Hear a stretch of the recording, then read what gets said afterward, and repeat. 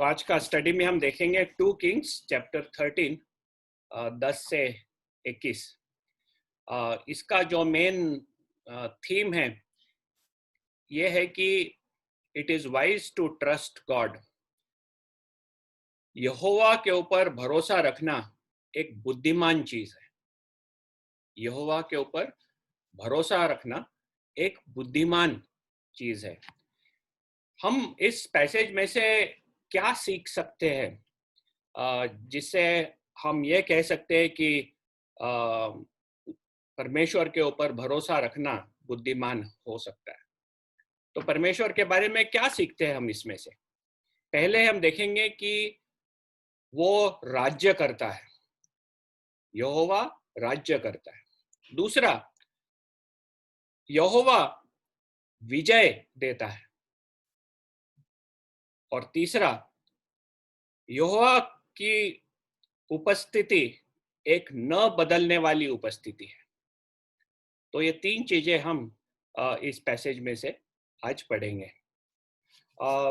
हम जब अब हमारा जीवन देखते हैं तो जब भी हमारे जीवन में तकलीफ आती है, चैलेंजेस आते हैं, परेशानी आती है, हम हमारा विश्वास उन चीजों पे डालते हैं, हमारा भरोसा उन चीजों पे डालते हैं जिधर हमें लगेगा उधर से कुछ मदद मिलेगी।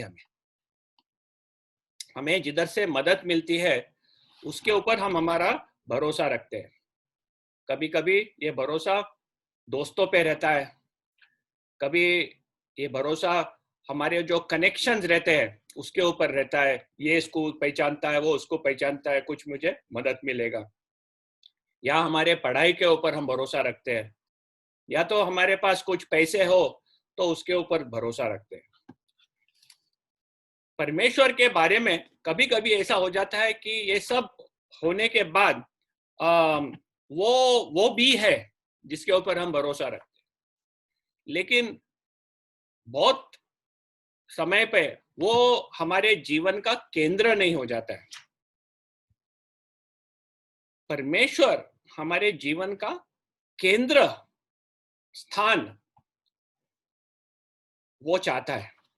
और हम ये पहचान सकते हैं कि उसी के ऊपर हमारा पूरा भरोसा रहे तो वो हमारे को संभालने वाला परमेश्वर है। तो आज पहला देखेंगे कि हमारा परमेश्वर वो राज्य करने वाला परमेश्वर है। 10वें वचन में हम देखते हैं कि जोआश, वो 16 साल उसका राज्य था। जोआश है जेहोआश का बेटा। तो हम लोग ने देखे थे वो सक्सेशन कि किस तरह से जेहोआश परमेश्वर के रीत से नहीं चला। अभी उसका बेटा जोआश करके राजा बना। वो 16 साल राज्य किया। 16 साल हम देखे थे कि काफी लंबा समय होता है। और 11वें वचन में ये बताया गया है उसके बारे में कि उसने बुराई की, यहोवा के दृष्टि में वो बुराई की, क्योंकि जेरोबोआम के जो पाप थे वो पाप के रास्ते से वो नहीं हटा, लेकिन वही पाप के रास्ते से चलता रहा। ये हम गए बाइबल स्टडी में देखे थे कि जेरोबोआम का पाप क्या था, जिससे उसने लोगों को जेरूशलेम जाके भक्ति करने के लिए रुकाया था और खुद के मंदिर डान और बेथेल में स्थापन किया था। और परमेश्वर इसके पूरी तरह से विरोधी में था, लेकिन जोआश भी उसी रास्ते में चलता था।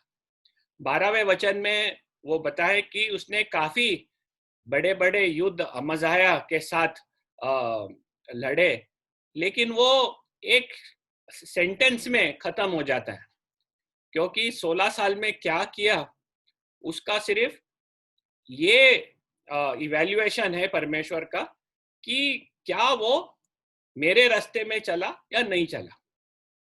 हमारे भी पूरा जो जीवन होता है 60 साल का, 70 साल का, 80 साल का, जो भी हो, फाइनली परमेश्वर ये हमारा इवैल्यूएशन करेगा कि क्या हम उसके रास्ते पे चले या नहीं चले।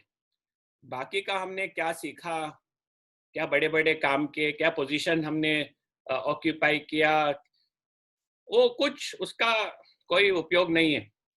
क्या हम विश्वासी रीत से परमेश्वर के रास्ते में चले या नहीं चले। और हम देखते हैं इसमें कि जोआश वो परमेश्वर के रास्ते से नहीं चल रहा था, पाप के रास्ते से चल रहा था। लेकिन इस समय भी हम देखते हैं कि परमेश्वर जानता था कि ये लोग उसके लोग हैं। ये जो जमीन है वो यहोवा की जमीन है, प्रॉमिस्ड लैंड, जो उसने अब्राहम को बोला था मैं दूंगा तुझे। तो जमीन यहोवा की है। ये लोग जो अब्राहम के संतान हैं वो भी यहोवा के लोग हैं। और जो उधर का राज्य करने का रीत है वो भी यहोवा का है। हम जानते हैं कि परमेश्वर इज़राइल के ऊपर राज करता है और उसके राज करने के 3 रीत थे। एक तो वो राजा स्थापन किया था, क्योंकि लोगों ने पूछा था कि हमें राजा चाहिए, आजू बाजू के देश के ऊपर कैसे राजा रहते हमें भी चाहिए। तो उन्हें परमेश्वर ने उन्हें राजा दे दिया। राजा का प्रशासन था और वो प्रशासन चलाता था, वो राज्य करता था।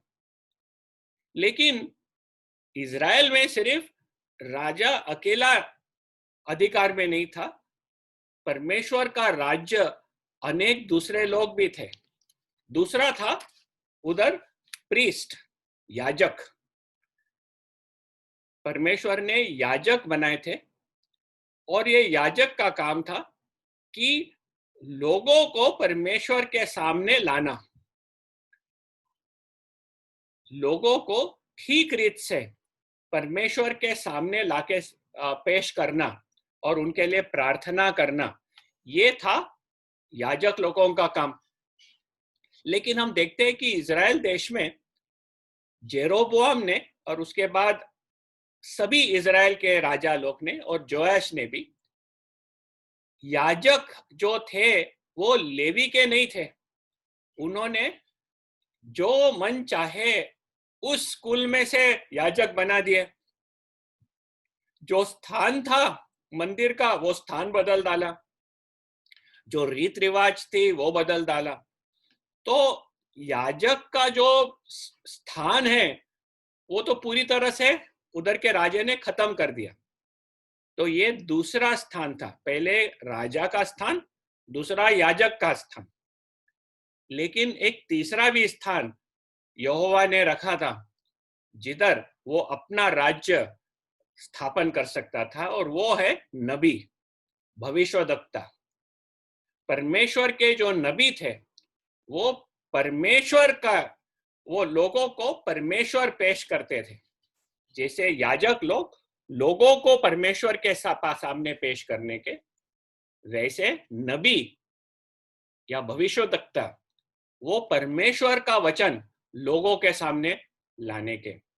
और हम देखते हैं कि ये नबी उधर उस स्थिति में जिधर राजा और उनकी प्रजा और याजक पूरी तरह से परमेश्वर के राज्य से दूर चले गए थे, यहोवा बता रहा था कि ये जमीन मेरी है, ये प्रजा मेरी है और राज्य मेरा है। और ये वो अपने नबी के द्वारा बताता था। पहला नबी जो आया महत्व का वो हम देखते हैं इलाइजा था, और इलाइजा के बाद एलीशा। और ये जो इतिहास हम पढ़ रहे हैं उसमें हम देखें कि इलाइजा और एलीशा का काफी उल्लेख किया गया है। राजा लोगों से ज्यादा एलाइजा और एलीशा के बारे में हम पढ़े। ये जो बुक है वो राजाओं का किताब है, लेकिन राजाओं के बारे में पढ़ने के बदले हम एलाइजा और एलीशा के बारे में पढ़ते हैं, इसलिए क्योंकि उस समय राजा परमेश्वर के राज से दूर चलता था और याजक लोग नहीं थे, इसलिए अपने नबी लोगों को उसने उठाया जो परमेश्वर का राज्य उधर लोगों के सामने स्थापन करते थे। इधर हम देखते हैं कि जो भी बाइबल में हम पढ़ते हैं रोमियो 13 और पहला वचन कि all authority is appointed by God. Israel के देश में से हम देखें कि राजा भी चले गया दूर, याजक भी नष्ट हो गए, तो भी यहोवा अपना राज्य नबी के द्वारा स्थापन किया। उस राज्य में अपना नाम उसने छोड़ा नहीं।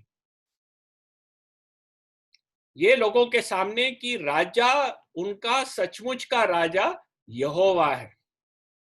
और हम नए करार में भी देखते हैं कि all authority is appointed by God. रोमियो 13वां अध्याय पहला वचन, हर एक अधिकार यहोवा नियुक्त करता है। तो आज भी जो अधिकार है हमारे भारत देश में, हमारा प्राइम मिनिस्टर एक अधिकारी है। चाइना देश में उनका प्रेसिडेंट अधिकारी है। पाकिस्तान में उनका प्रेसिडेंट अधिकार में है। लेकिन ये अधिकारों के ऊपर हम देखते हैं कि यहोवा है। All authority is appointed by God और उन्हें उसको हिसाब देना है। ये हमें याद रखना है, भूल नहीं जाना है कि ये जो बड़े बड़े लोग जो अपना कार्य करते हैं उनको संभालने वाला कौन, वो तो अपने मनमानी चीज करते हैं। नहीं, हर एक को यहोवा को अपना जवाब देना है। इसलिए परमेश्वर के वचन में हमें आह्वान किया है। 1 Timothy chapter 2 verse 2, Paul Timothy को लिखते वक्त ये कहता है कि जो भी अधिकार है, अधिकार के पोजीशन में है, उनके लिए प्रार्थना करना ताकि आपके राज्य में शांति बने रहे। तो ये इससे हम देखते हैं कि यहोवा का राज्य हमेशा स्थापन रहता है। उसने लोगों को ये बता के रखा था कि वो जमीन उसकी है इजराइल देश में, और लोग अपने मनमानी से नहीं कर सकते थे कुछ, और करे तो परमेश्वर उनके ऊपर आपत्ति भेजने का।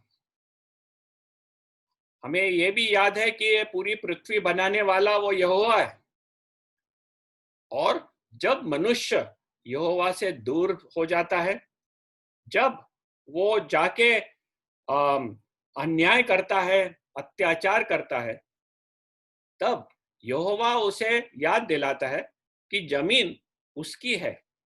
इसके लिए जब हम देखते हैं भूकंप जब हो रहे हैं, जब महामारी हो रही है, टिड्डिया का पूरा अफेक्ट हो रहा है, युद्ध का तैयारी हो रही है, जब हम ये देखते हैं तब यहोवा हमें ये सिखाता है कि जमीन मेरी है, उसे आपको सिर्फ संभाल के वापरना है।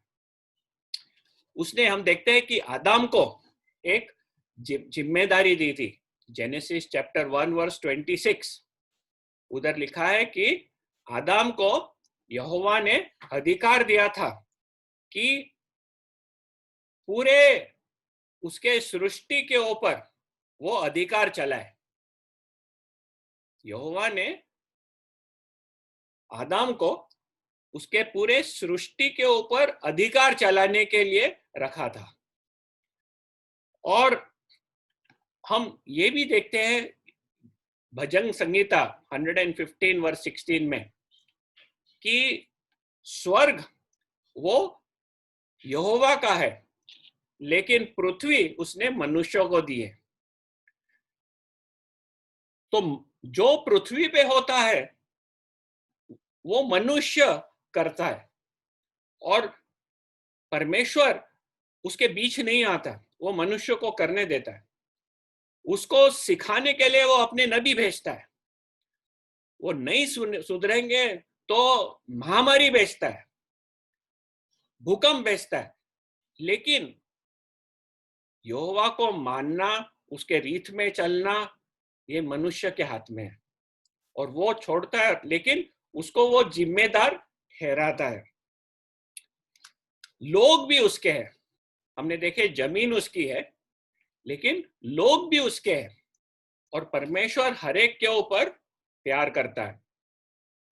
हम देखते हैं बाइबल में, God so loved the world, परमेश्वर जग के ऊपर प्रीति की और अपने एकलौते एक पुत्र को उनके लिए बलिदान करके दिया। हर एक जन, कुछ 7.5 बिलियन लोग हैं इस जग में, हर एक को परमेश्वर प्यार करता है और वो अन्याय और अत्याचार को बिल्कुल, उसका द्वेष है इसके ऊपर। इसलिए कोई भी दूसरे आदमी या औरत के साथ जब अत्याचार करता है और अन्याय करता है, यहोवा उसके पूरे उसका दुश्मन बन जाता है। तो ये पहला चीज हमें याद रखना है कि राजा जो कुछ भी करे, लेकिन राज्य करने वाला वो यहोवा है और वो ये चीज अपने नबी के द्वारा हमेशा बताता था।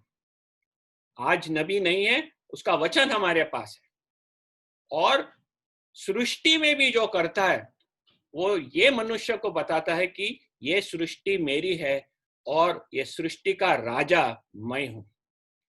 तो यहोवा के ऊपर भरोसा रखना एक बुद्धिमान चीज है, क्योंकि वो है इस जग का राजा। दूसरा चीज हम देखेंगे कि यहोवा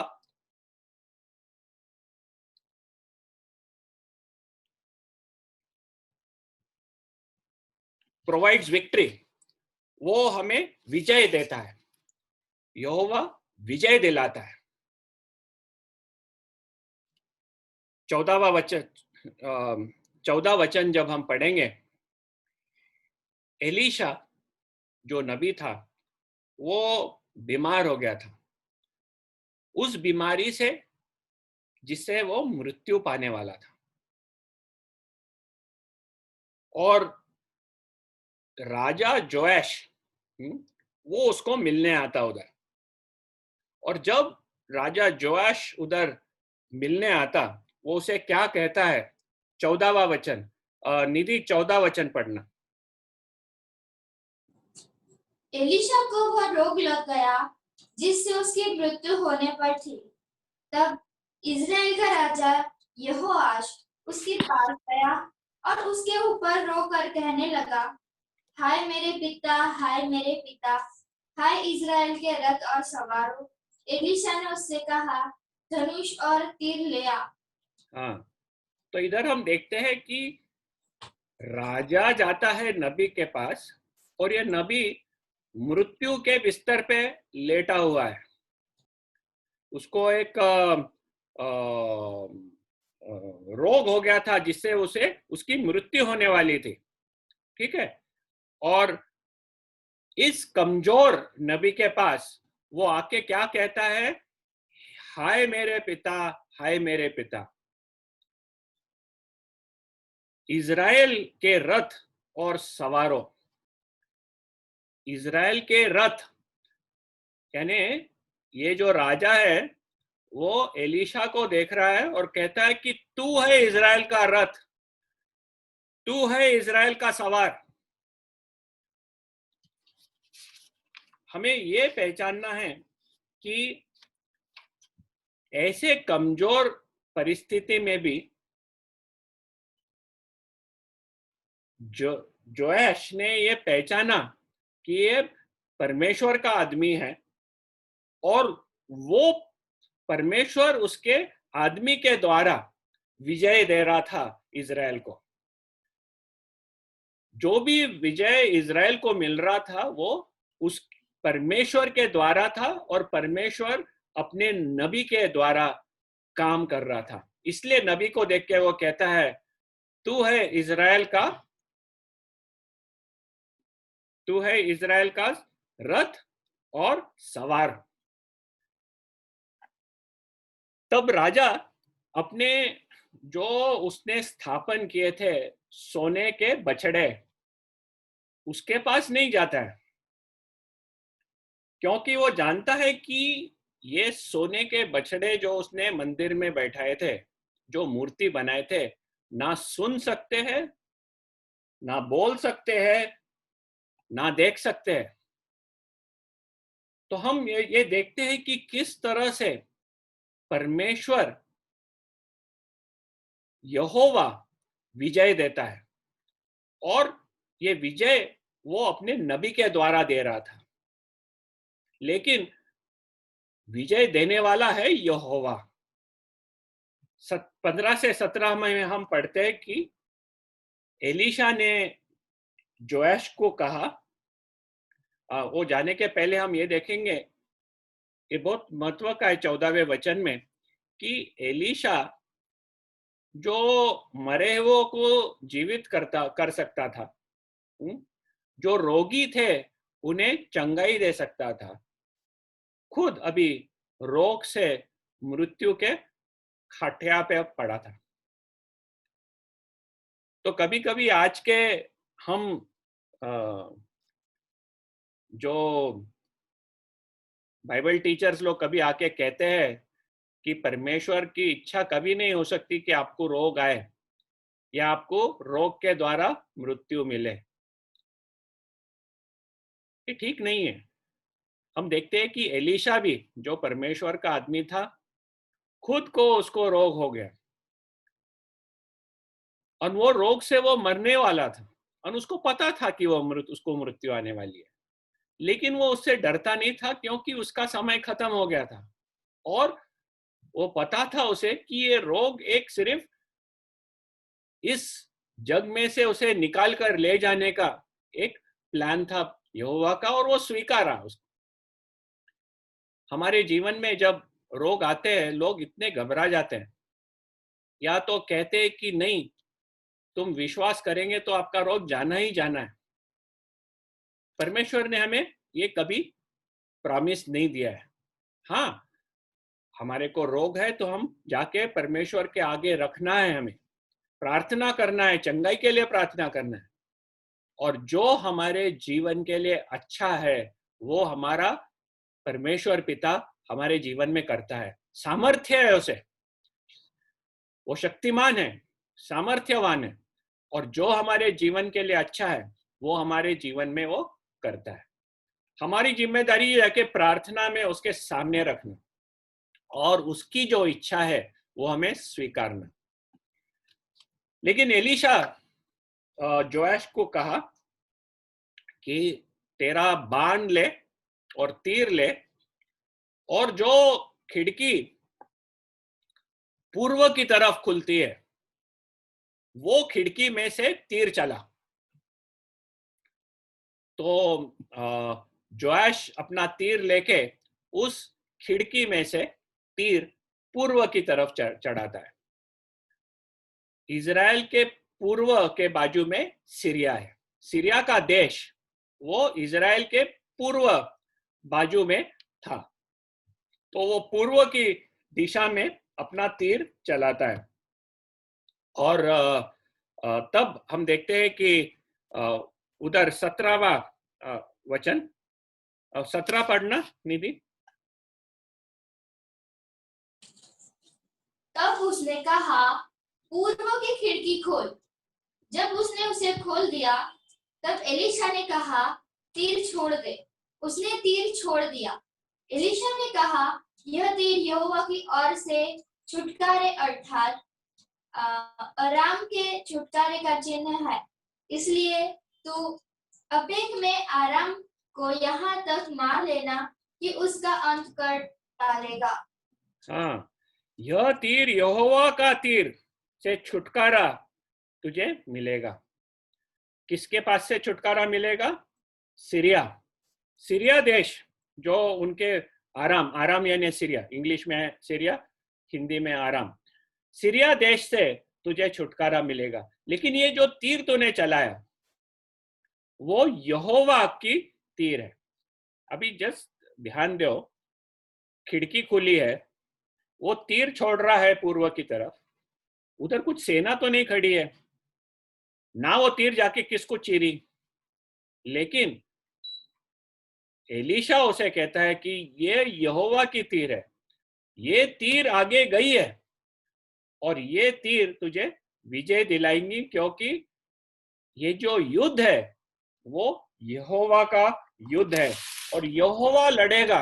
और तू आफेक में, आफेक जगह का नाम है उधर, आफेक में जाके सीरिया के विरुद्ध तू जीत पाएगा। अभी हमें ध्यान देना है कि उसके पिताजी के समय में हम पढ़े थे कि जेहोयाश के समय में ये सीरिया देश ने बहुत बुरी तरह से उनको हराया था और बहुत क्रूर रीत से उनके ऊपर व्यवहार किया था, और उसमें से अभी यहोवा उन्हें छुटकारा दे रहा है, क्योंकि जेहोयाश ने जाके परमेश्वर के सामने प्रार्थना की थी और हम देखते हैं कि उसके बेटे के द्वारा उसे छुटकारा मिल रहा है। बाद में 18 और 19 में हम देखते हैं कि एलीशा भी जोआश को कहता है कि तेरा जो ये है तीर, उसको लेके जमीन पे आपट, जमीन पे आपट। तो वो लेके 3 बार वो तीर जमीन पे ठोकता है और फिर रुक जाता है। तो एलीशा उसके ऊपर बहुत गुस्सा हो जाता है, कहता है कि ये क्या किया तूने, 3 बार क्यों रुक गया, 5-6 बार ठोकना था, क्योंकि जितने टाइम तू ठोकेगा उतने टाइम परमेश्वर तुझे सीरिया के ऊपर विजय देगा और तू उन्हें पूरी तरह से खत्म कर दिया रहता। लेकिन 3 बार तूने ठोक के बंद कर दिया, तो सिर्फ 3 बार तू उन्हें हराएगा, लेकिन खत्म नहीं हो जाएंगे उन लोग। याद है कि एलीशा ने एक जो विधवा थी उनके लिए वो कहा था कि तू जाके बर्तन, खाली बर्तन ले आना और थोड़े मत लाना, जितने मिलते हैं ले आना, ताकि तेरे पास जो छोटे बर्तन में तेल है उस बर्तन से तू ये सब खाली बर्तन को भर दे सकेगी। तो उस स्त्री का जो विश्वास था, उस विश्वास के हिसाब से उसने जाके बर्तन लाई और वो बर्तन भरी, और जो भी उसके विरुद्ध जो कर्जा था उसे उसने निपट लिया, और वो निपटने के बाद उसको पैसे आगे रहने के लिए और भी थे। लेकिन हम देखते हैं कि जोआश वो थोड़ा सा परमेश्वर के ऊपर जो विश्वास है वो एकदम पक्का नहीं था, उसकी सिचुएशन इतनी खराब नहीं हो गई थी, तो 3 बार करने के बाद वो छोड़ देता है। तो इधर हम देखते हैं कि विजय देने वाला परमेश्वर है, लेकिन इस जग में परमेश्वर चाहता है कि जिम्मेदारी मनुष्य ले। और इधर जोएश राजा था और उसकी ये जिम्मेदारी थी कि वो परमेश्वर यहोवा का साथीदार बने और अपने विश्वास से वो प्रकट करे। और यहां हम देखते हैं कि सिर्फ 3 बार ठोकने से वो अपना कम विश्वास प्रकट करता है। परमेश्वर चाहता है कि हम उसके ऊपर पूरी तरह से विश्वास करें। बाइबल में हम दूसरे भी घटना देखते हैं। हमने वो घटना देखी थी कि दाऊद गोलायत के साथ जाके युद्ध किया। फिलिस्तीन का जो ऊंचा पूरा लड़ने वाला आदमी गोलायत, 9 फुट ऊंचा, 9.5 फुट ऊंचा जो सोल्जर था, उसके साथ दाऊद एक छोटा लड़का जाके युद्ध करने वाला था। तब 1 सैमुअल 17:47 में वो क्या कहता है, आप खोलेंगे 1 सैमुअल 17:47। 1 सैमुअल 17 नीति पढ़ना 1 सैमुअल 17 और 47। और यह समस्त मंडली जान लेगी कि यहोवा तलवार या भाले के द्वारा जयवंत नहीं करता, इसलिए कि संग्राम तो यहोवा का है और वही तुम्हें हमारे हाथ में कर देगा। हाँ, तो वो उधर उन्हें याद दिलाता है कि फिलिस्तीन के वो गोलायत को याद दिलाता है कि यहोवा तलवार या भाले के द्वारा जयवंत नहीं करता। जयवंत होना हो तो भाले और तलवार की जरूरत नहीं है। किस लिए? इसलिए कि संग्राम तो यहोवा का है। हमें ये हमेशा याद रखना कि जो संग्राम होता है, जो युद्ध होता है, वो यहोवा का है। वो युद्ध कर रहा है हमारे बिहाफ में, जीत वो दिलाता है और इसलिए हम उसके ऊपर पूरी तरह से विश्वास कर सकते हैं। आगे चल के हम देखेंगे एफिशियंस चैप्टर 6 वर्स 10। एफिस पत्र 6 अध्याय, एफिशियंस चैप्टर 6 और 10वां वचन पढ़ना।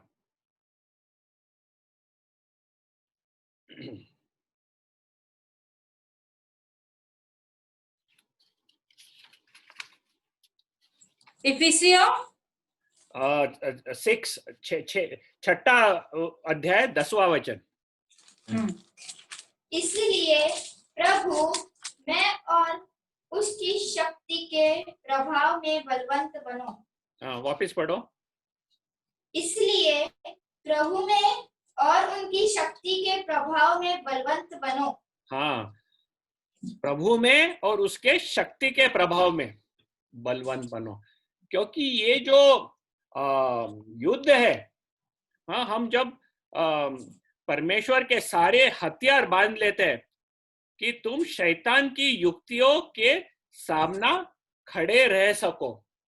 शैतान हमारा विरोधी है और वो ये देख रहा है कि वो किस तरह से हमें गिराए।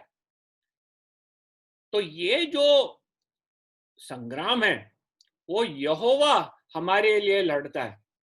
इसलिए वो कहता है कि प्रभु में और उसकी शक्ति में के प्रभाव में बलवंत बनो, और जो परमेश्वर ने दिया है हथियार, सारे हथियार पहन लो करके। इसका युद्ध करने वाला परमेश्वर है और वो हमें सब कुछ देता है ताकि हम इसमें विजयी हो। रोमियो के 8वां अध्याय और 28वें वचन में हमें याद दिलाया गया है कि and we know that for those who love God all things work together for good। जो परमेश्वर के ऊपर प्रीति रखते हैं, हर एक चीज उनके अच्छे के लिए होता है। हमारे जीवन में अनेक प्रकार के घटना होते हैं, कोई अच्छे और कोई बहुत दुख भरे, लेकिन परमेश्वर का वचन हमें ये आश्वासन देता है कि जो लोग यहोवा के ऊपर प्रीति रखते हैं, हर एक चीज उनके लिए अच्छे के लिए बनता है। तो आज जब हम इस जग में से चल रहे हैं और जो परिस्थितियां आ रही है, जो कोविड का इन्फेक्शन जो हो रहा है, चीन के साथ जो युद्ध का जो बातचीत चल रही है, गुजरात में तो हम देखे कि थोड़ा भूकंप का भी 2-3 छोटे छोटे भूकंप भी हो गए। तो ऐसे सिचुएशन में परमेश्वर, हम उसके ऊपर प्रीति रखते हैं तो वो हमें हमारे अच्छे के लिए करता है। और जब भी हम हमारे जीवन के ये युद्ध लड़ते हैं, हमारा आंख यहोवा के ऊपर रहना चाहिए, क्योंकि हम अकेले नहीं हैं। हमें वो अकेला नहीं छोड़ दिया है, वो हमारे साथ है और वो विजय देने वाला यहोवा है। आपने सुना रहेगा कि गए थोड़े दिन में सुशांत सिंह राजपूत जो एक्टर था, बहुत फेमस एक्टर, उसने आत्महत्या कर दी क्योंकि वो एकदम अकेला पड़ गया। वो खुद को अकेला महसूस करने लगा, एकदम डिप्रेस्ड हो गया और उसने जाके आत्महत्या कर ली। हमें एनकरेजमेंट लेना है कि हमारा यहोवा हमारे साथ हमेशा है, सक्सेस में और फेलियर में। हमारी जीत होती है तब वो हमारे साथ है, और हम जब नापास हो जाते हैं तभी भी यहोवा हमारे साथ है, और वो हमारे अच्छे के लिए हमेशा करता है। तो दो चीज देखें, एक की राज करने वाला यहोवा है और दूसरा विजय देने वाला यहोवा है। अभी तीसरा हम देखेंगे कि यहोवा की उपस्थिति एक न बदलने वाली उपस्थिति है। यहोवा की उपस्थिति हमारे साथ कभी बदलती नहीं। तो हम वापस हमारे पैसेज पे जाएंगे, 2 किंग्स चैप्टर 13। अभी एक बहुत अद्भुत घटना घड़ी उधर। 20वें वचन में हम देखते हैं कि एलीशा की मृत्यु हो गई और एलीशा को उन लोग ने गाड़ दिए। और 21वें वचन में ये बताया कि मोआब के उधर से कई सैनिक आए थे और हमला कर रहे थे। और जब वो हमला कर रहे थे तब एक जो मरा हुआ आदमी है उसके को गाड़ने के लिए लाए थे। तो अभी ये मोआब के सैनिक उनके ऊपर आए तो उन लोग ने जल्दी से वो आदमी को फेंक दिया और उनको भागना पड़ा। और फेंका तो वो गिर गया एलीशा के कब्र पे। एलीशा के कब्र पे वो गिर गया, और जैसे वो उधर गिरा, ये मृत्यु आदमी जी उठ के खड़ा हो गया। एक बहुत चमत्कारिक चीज। हमें यह याद रखना है कि एलीशा मर चुका था। हमें यह भी पता है कि मरने के बाद आदमी शरीर छोड़कर हेडीज करके जो जगह है उधर चले जाता था। प्रभु यीशु ख्रिस्त के पहले के समय में जब भी आदमी मरता था, वो एक हेडीज करके जगह तैयार करके रखी थी, उधर जाता था। तो एलीशा अपना हेडीज में चले गया रहेगा, उसका सिर्फ शरीर था उधर, एलीशा नहीं था।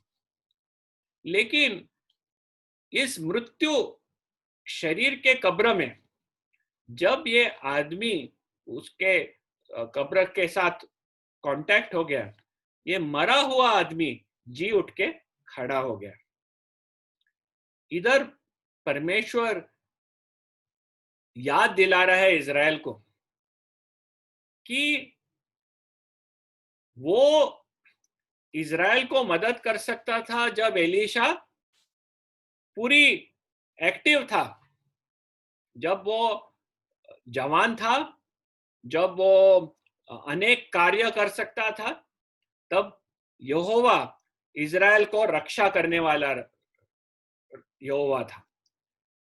फिर जब एलीशा बीमार पड़ा, कमजोर था, तभी भी हम देखते हैं कि जोएश को मदद करने वाला ये कमजोर एलीशा, यहोवा ने इज़राइल की मदद एक कमजोर बीमार एलीशा के द्वारा किया। अभी यहोवा उन्हें याद दिला रहा है कि वो इज़राइल के साथ है जब एलीशा मर चुका है। जब एलीशा मर चुका है तो भी यहोवा इज़राइल के साथ है। ये एक बहुत कंफर्टिंग चीज है कि एलीशा परमेश्वर का नबी था और वो परमेश्वर को लोगों के सामने पेश करता था। अभी वो चले गया, अभी कौन है परमेश्वर को पेश करने के लिए? लेकिन यहोवा बोलता है कि मैं नहीं बदलता। जब एलीशा जवान था, मैं उसके द्वारा काम कर रहा था। जब वो कमजोर बीमार था, तभी भी मैं काम कर रहा हूं। और जब वो मर के निकल गया एलीशा, तभी भी यहोवा इज़राइल में कार्य कर रहा है। साम 121 पे जाएंगे। साम 121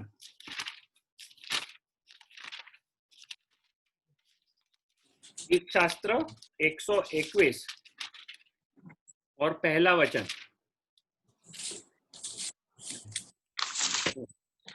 मैं अपनी आंखें पर्वत की ओर लगाऊंगा, मुझे सहायता कहाँ से मिलेगी? हाँ, और 3 पढ़ना। वह तेरे पाँव को टलने न देगा, तेरा रक्षक कभी ना ऊँघेगा। He who keeps Israel will neither slumber nor sleep। वो जो तुझे कभी भी टलने नहीं देगा। चौथा वचन सुन, इजराइल का रक्षक न ऊँघेगा और न सोएगा। इजराइल का जो रक्षक है वो ना ऊँघता है, ना सोता है, ना बदलता है। वही कल है, आज है, हमेशा है। हिब्रूज 13वां अध्याय और 8वें वचन में लिखा है, इब्री का रास पत्र 13 अध्याय और 8वां वचन, यीशु ख्रिस्त is the same yesterday, today and forever. ईसा मसीह वही है कल, आज और हमेशा के लिए। तो परिस्थिति बदल जाती है। एलीशा था, कमजोर हो गया, मर गया, लेकिन यहोवा न बदलने वाला यहोवा है। यीशु ख्रिस्त न बदलने वाला मसीहा है। वो हमेशा हमारे साथ है। हमारी परिस्थिति बदलते जाएंगी। कभी कभी सूर्य चमकेगा, हमारी जो परिस्थिति बहुत अच्छी रहेगी।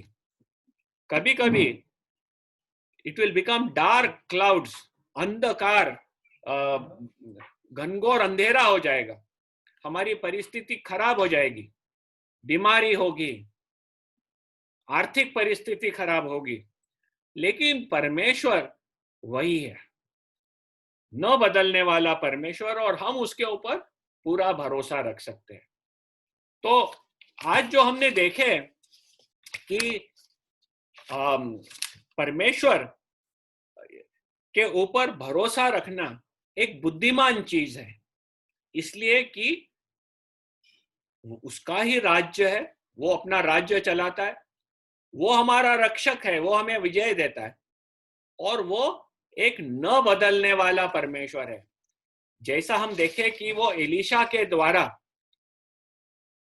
कार्य करता था, वही यहोवा आज भी हमारे साथ है, वही सामर्थ्य, वही शक्ति। लेकिन इजराइल ने जो महसूस किया उसके और ज्यादा हम लोग महसूस कर सकते हैं। ये कैसे? इजराइल तो पाप में पड़े थे, उन लोग तो यहोवा के दुश्मन के रीत में चल रहे थे, और यहोवा उनको प्यार से अपना सामर्थ्य बता रहा था। जब हम हमारे जीवन में देखते हैं कि हम भी परमेश्वर के दुश्मन थे, लेकिन प्रभु यीशु ख्रिस्त ने हमारे सब पाप खुद पर लेकर उसने क्रूस पर उस पापों का दंड चुका दिया, और पवित्र आत्मा ने हमें लेकर प्रभु यीशु ख्रिस्त के शरीर में जुड़ा दिया है। आज हम प्रभु यीशु ख्रिस्त के भाग हो गए, आज हम उसके शरीर है। आज उसने एक कलीसिया बनाई है जो उसका शरीर है। उस समय हम उसके दुश्मन थे, आज हम परमेश्वर के बच्चे हैं, हम परमेश्वर के खुद के लोग हैं। और कितने ज्यादा सामर्थ्य से परमेश्वर हमें खुद को प्रकट करता है, और हमारे रक्षा के लिए और हमारे आत्मिक रीत से बढ़ाव होने के लिए और हमारे अच्छाई के लिए कितने सामर्थ्य से परमेश्वर कार्य करता है। तो ये हम हमारे परमेश्वर के ऊपर ध्यान रखेंगे कि परमेश्वर के ऊपर भरोसा रखना एक बहुत बुद्धिमान चीज है, और हर एक परिस्थिति जो हमारे को हमारे जीवन में आती है, हम पूरी तरह से उसके ऊपर भरोसा रख सकते हैं।